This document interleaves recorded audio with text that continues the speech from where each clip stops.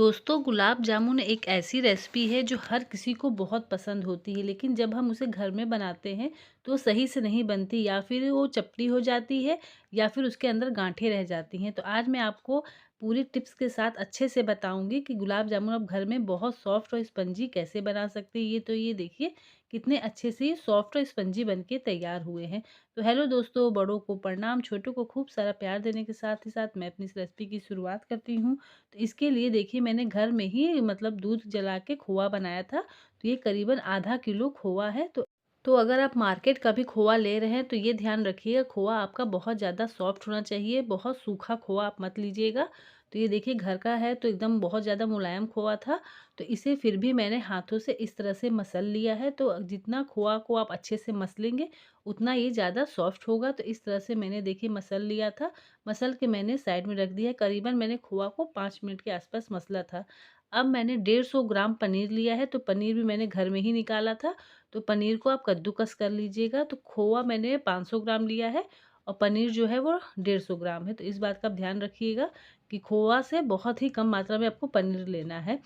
तो इस तरह से पनीर को भी मैं मसल लूँगी। तो पनीर को इतना मसलना है कि पनीर एकदम सॉफ्ट हो जाए, आपका हाथ में चिपके नहीं, उसमें एक भी दरदरेपन कुछ वगैरह ना रहे। अब दोनों को हम एक ही में मिला देंगे और मिलाने के बाद मैंने इसके अंदर 1 चम्मच पिसी हुई चीनी डाली है। तो पिसी हुई चीनी से जो इसके अंदर में मीठापन थोड़ा आ जाता है, अच्छा होता है।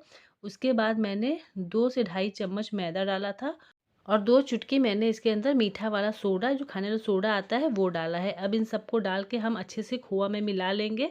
तो कभी-कभी जो खोआ होता है उस पे भी डिपेंड करता है कि मैदा आपका कम या ज़्यादा हो सकता है। तो आप उस हिसाब से मैदा ले लीजिएगा, 1 या डेढ़ चम्मच बढ़ भी सकता है। तो अब मैंने इसको सबको अच्छे से मिला लिया है। मिलाने के बाद मैं इसे स्लेब पे निकाल ली हूँ क्योंकि थाली में अच्छे से मिल नहीं पा रहा था।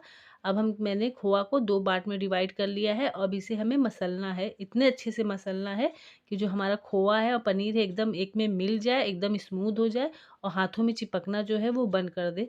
तो इसे मसलने में बहुत ज़्यादा समय नहीं लगता, 5 से 7 मिनट में आप दोनों को अच्छे से मसल लीजिएगा। तो ये देखिए मैंने इसे मसलते-मसलते एकदम चिकना कर लिया है। तो देखिए किस तरह से सॉफ्ट और चिकना हो गया है। तो इस हिसाब से मुझे आटे मैदे को मसलना है। तो आप इसे जितना अच्छा सा मसलेंगे, बस ये ध्यान रखिएगा कि खोआ घी ना छोड़ दे, उस हिसाब से मसलना है। तो अब देखिए चाशनी बनाने के लिए हम क्या करेंगे कि मैंने जितना चीनी लिया है उतना ही मैंने पानी लिया था। तो मैंने 2 कटोरी इसमें चीनी ली है और 2 कटोरी मैंने इसके अंदर पानी डाला है। अब जो चाशनी है उसको बनाने में बहुत ज़्यादा समय नहीं लगता है, बहुत जल्दी बन जाता है। और इसके अंदर फ्लेवर के लिए मैंने इसके अंदर इलायची पाउडर और थोड़े से केसर डाले हैं। तो केसर के धागे से जो टेस्ट तो अच्छा आता ही है, देखने में भी अच्छा लगता है। तो केसर के धागे आप ज़रूर डालिएगा, अगर आपको पसंद है तो, नहीं तो आप स्किप भी कर दीजिएगा। अब देखिए अभी चाशनी जो है हमारी खौलने लगी है।